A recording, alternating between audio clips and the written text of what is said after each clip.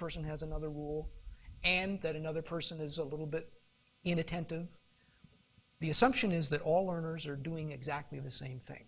It has to be that way because that's the hypothesis that you're testing. And finally, any other factor that affects your score on a test item or a paper or whatever the dependent variable is that I don't know about is randomly distributed. That means that if one person is ill, another person is feeling great. If one person is a little bit inattentive, another person is very attentive. And that on average, these kinds of factors about which we don't know don't have any overall effect on the mean, the average score I would compute for students. In other words, they wash out. Those are assumptions. They underlie every so-called parametric statistical test that uses the linear model.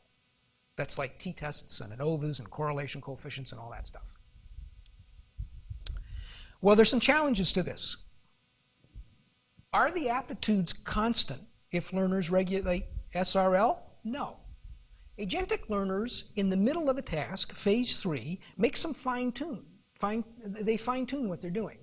They realize that, for example, there's so many italicized terms in here, if I highlight everything, I'll go crazy. So I'm going to be more selective. That is changing something that is assumed by this statistical methodological approach, this paradigm, not to happen.